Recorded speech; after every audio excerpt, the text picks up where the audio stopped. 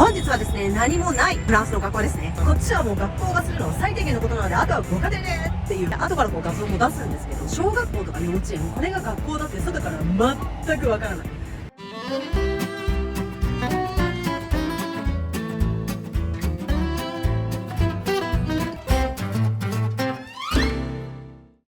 ということで、ここでちょうどエッフェル塔が後ろに見えるかと思います。で、今日はここから行きたいと思います。本日はですね、何もないフランスの学校ですね。例にもれずですね、スペシャルゲストの JJ と一緒です。まず何もない第一、入学式、卒業式、運動会、学芸会ゼロ。修学旅行ももちろんないです。最初聞いた時は本当に驚いたんですけど、皆さんどうですか？驚きませんか？1個目にないのが夏休みの宿題。こっちの子って6週間行くと2週間休みなんですよ。で、夏休みも7月8月フルで休みなんですけど、法律でね、宿題出しちゃいけない。だから宿題ゼロなんです。もちろん制服もないし、学校指定のカバンも靴も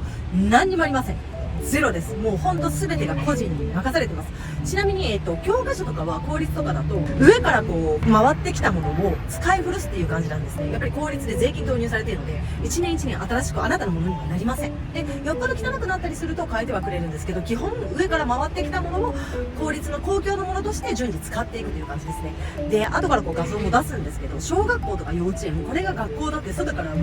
全くわからない。都市に行くと違うかもなんですけど、少なくともパリのこの辺は学校っていう表記もないし、幼稚園っていう表記も一切なくて、知ってる人だけが場所を知ってて、そのインターホンで入っていくっていうことですね。子供の姿は一切外から見えません。ね、JJ も一緒に来てくれるんだよね、こうやってね。学校なんですけど、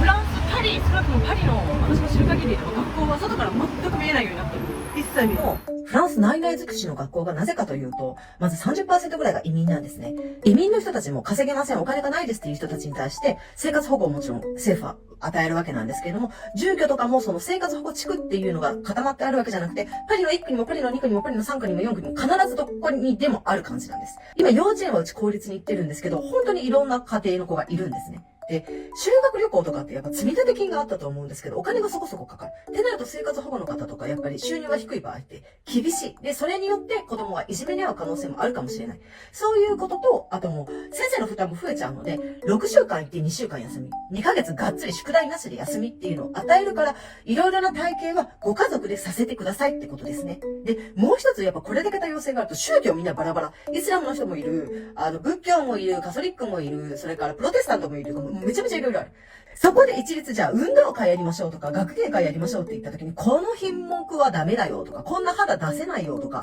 もう多様すぎてまとまらない収集つかないよねっていうことだと思うんです。じゃあもう一律にやめましょう。そういうことだと思います。で、学校が外から見て学校なんてわからないとか保育園幼稚園って全くわからないっていうのはやっぱり子供がそこにいるってわかることで犯罪に巻き込まれる可能性もあるし誘拐される可能性もある。だからそれを減らすために親が必ずとか誰かが必ず付き添って送り迎えが小学校中学年まであるし、学校も外からもう完全に遮断して見えないようになってるっていうのはそういうことだと思います。あとそう、前もちらっと言ったかもなんですけど、給食の時間は11時半から1時半くらいなんですけど、ここもお家に連れて帰ってその給食費が家庭によって違うので、同じ給食でただの人と15ユーロだから3000円弱払う人がいるわけですね。そうすると家に連れて帰りますっていうのは別に自由なんですけど、その場合誰かが送り迎えまたしなきゃいけないので、